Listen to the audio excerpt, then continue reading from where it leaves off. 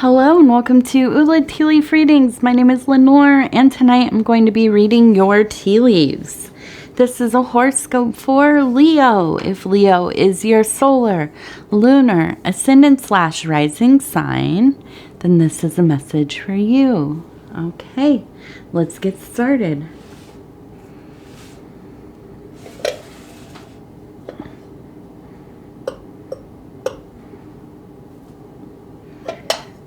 Okay, and there's cat hairs everywhere, so I apologize. Oh my goodness. Okay, let's see what do these tea leaves have to say. In one of my last readings, the cat got up here and I had to hold him like a little baby, the big one. If you've seen my other readings, you maybe have seen Pudgy. He's a big 15-year-old tabby cat, and he loves to shed. Okay, so Leo, our card for tonight is the Two of Swords, which is related to peace. This is all about finding balance, harmony, coming to the crossroads, right? And, sometimes it's having a hard time figuring out which side you're on, which way you're gonna go, just really looking for some peace for yourself. Okay, so I want to start with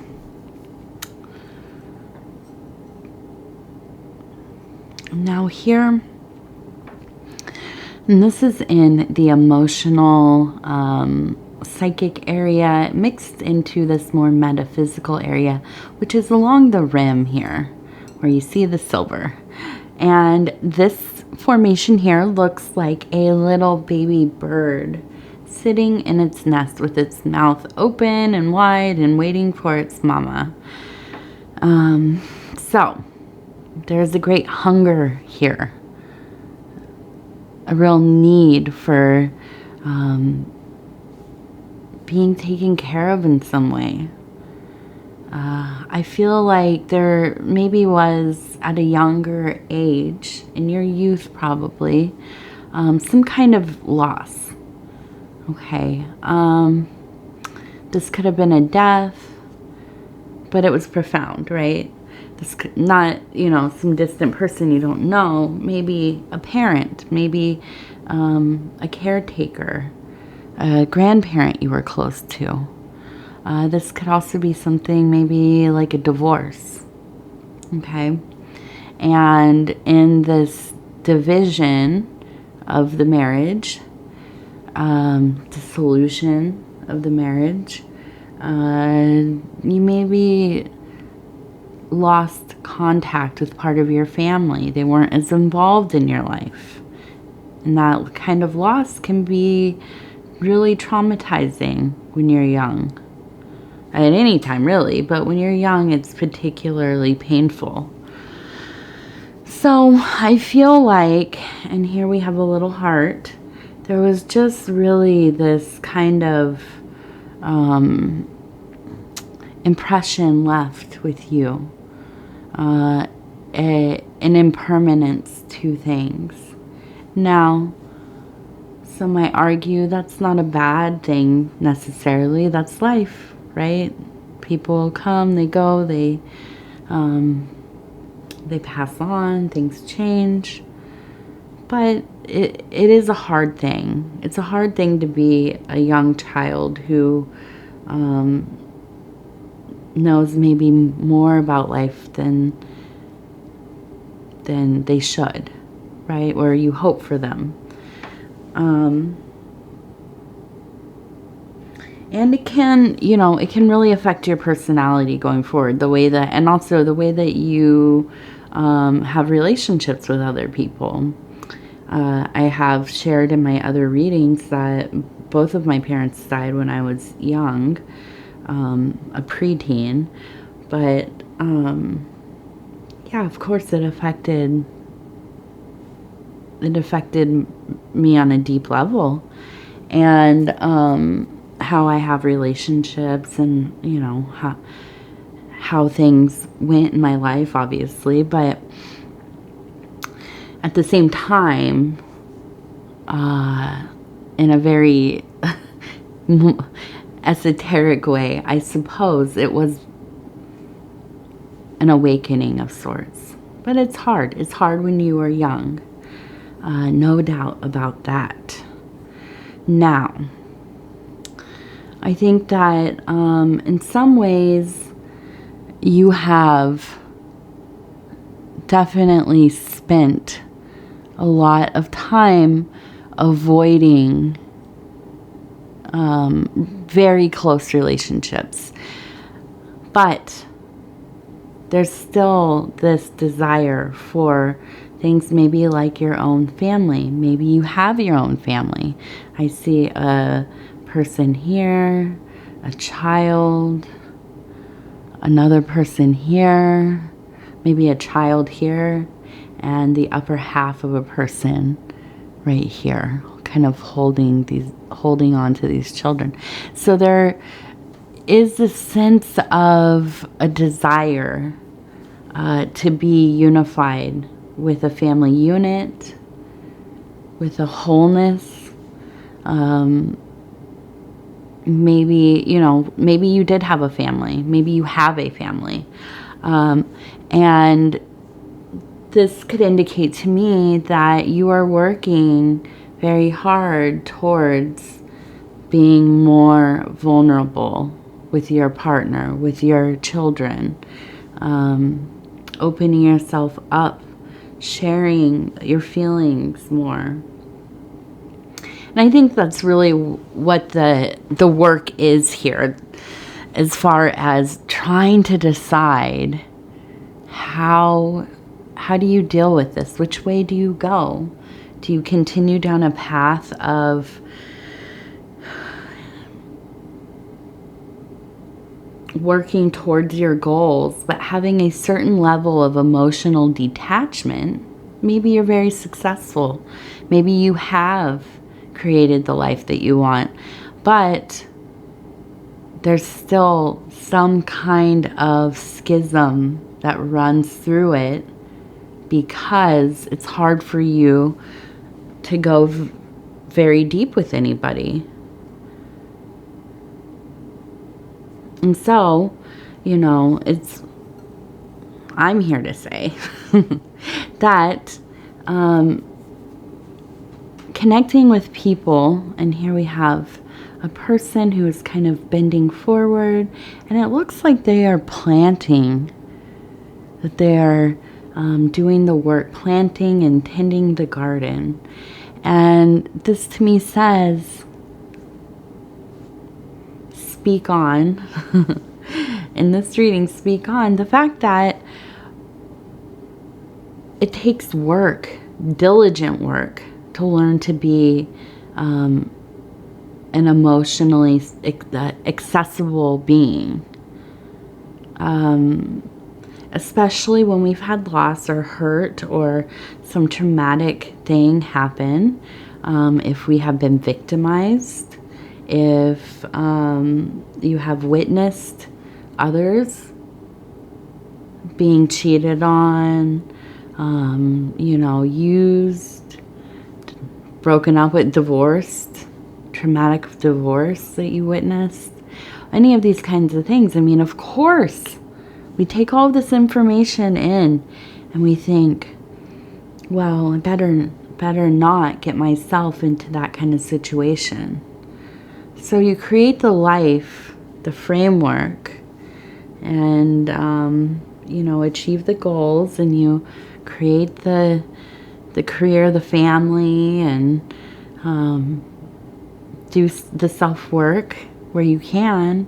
But then when it gets to that place where you have to open yourself, share how you feel about things, your hurts, your loves, your passions, that can be very difficult. It can be scary to not know if somebody will accept us. Will they think differently of us if we show them parts of ourselves that we have not shown others? but it's something that we continue to work on incrementally, baby steps.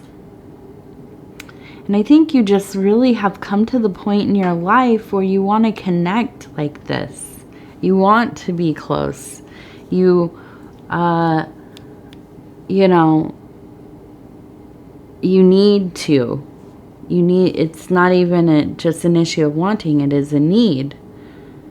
Something that you feel you need to, there needs to be some fulfillment here where you've maybe missed out on knowing one another in this way. So, we have a deer, okay? And the deer for me is always kind of related to that kind of castaneda, the sacred deer, the deer that we come to face in the meadow of our own sacred forest, right? And really what a sight to see that is.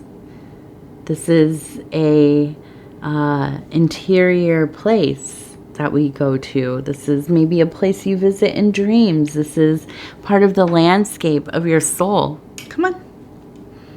Come on, Pudgy. And so when we travel there, intentionally or otherwise, sometimes you just find yourself there, right? And then we are confronted with this most sacred being, this sacred deer. And the question is, what do you do? The idea of a deer seems, fairly graceful and not too large.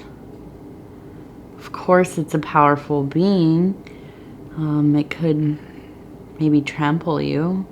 But when you are faced with it, face to face, it is quite intimidating, startling even. And so, what do you do with this deer? Do you hunt it? Do you come to commune with it? Do you covet it? Do you let it be as it is? These are all important questions that only you can answer. And really, this is one of those mysteries, one of the ordeals. And so I think you are facing this kind of shift in your own life. And it's scary. It's scary. You're not an unemotional person. You're a Leo. But in places where you maybe don't feel as confident, I think you're good at showing up. I think you're good at putting your best forward. You're kind, you're interesting, captivating, talented, clever, all of these things. But when it comes to letting somebody into your sacred space, even somebody you maybe have been married to for many years, this can prove to be difficult. But for whatever reason, the door is opened. Okay. And here, and here we have, let's see. We have a dove with a little twig and leaf. Hey, come on now. Get down, please. He loves to hit that camera, that boy. All right. So, a sign of peace, of course. That it's seeking deep peace, spiritual peace. The peace that only, and I'm going to put this down. Come on. You need to come over here. You can sit on my lap. How about that? The peace that you can only really find. I feel like I spend so many of my readings apologizing for these cats. And the thing is, when I locked them out of this room, they get angry and they cause more trouble than if I let them in. So I'm sorry. But as I was saying, there is a peace that you can only really find with a greater connection, a true, I don't like the word true, but a deeper, more authentic connection. I feel that, you know, in life we have to try our best to at least relate to a couple people. And really, even if this is your therapist or, you know, some stranger that you meet and you just tell them how you feel and then you never see them again, you know. But we must try to connect with somebody. And if that can be somebody that you are, that is part of your life, your family, that's, you know, that's a wonderful thing. I think that this is also, you know, the beginning stages of that work towards agape, towards having an openness to the divine. And that it's also something that leads to that deep peace. And here we have a person with their hands up. And just, I see, it almost seems like there's, you know, little particles lifting up into the sky. And I just imagine something beautiful and sacred, making an offering of some kind. And, you know, maybe the offering here is that vulnerability, taking that leap, being brave, dear heart, right? Letting go of some of your inhibition.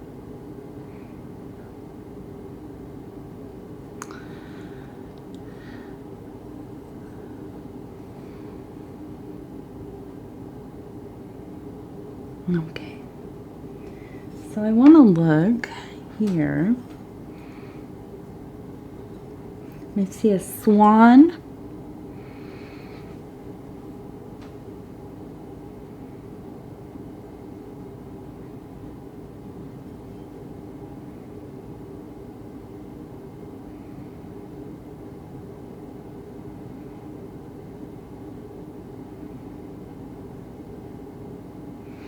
Okay, so I see a swan and I see a seated person here, and I almost think just some animals just meandering. Okay, I also see the face of, it looks like a snowman here, and so I wonder if, and this is kind of off in the future, unless you are in the southern hemisphere, then it is winter there. You maybe have snow. But if not, if you're in the north like I am, snow is only a few months away, but it is a few months away. So I think that possibly there will be a visitor coming. And I feel like this could be like a parent, possibly, maybe like a grandmother, an aunt that maybe is elderly, but somebody coming to stay for a little while to visit. And I feel like this is something that you are looking forward to. This is somebody who you connect with. I don't know that it's an overly emotional relationship, but it is somebody who knows you. And they're one of the few people in your life that can just talk to you the way that you hear. And they probably joke with you and maybe give you a little bit of a hard time in a kind way. And there's a nice rapport between you two. So this will be a nice visit. And with that throne, that definitely is like kind of the elder sign. And with the swan, it seems to be kind of just the ease of the matriarch. The relationship there, gliding, watching over the brood, and just really checking in on you, and just having a lovely time there. Okay, Leo, I'm going to thank you. I appreciate this time that you spend with me, that you allow me to spend with you. It is always such an honor to be able to bring these messages to you. If you would be so kind as to like the video, it helps us get into the algorithm here, and the channel is growing because of it. Any kind of engagement, sharing the reading or commenting, or of course subscribing. If you haven't subscribed, please think about doing that. You can hit the little bell. It'll let you know when the next videos are coming out. And if you want to leave a comment, please do. I read them all. It takes me a minute to get back to some of them. Just because it's summertime, it takes me maybe a day or two at the most, but I do read them all. And I just have a great love for all of you in this community that is growing. Okay, I thank you, and we will talk again in just a few days.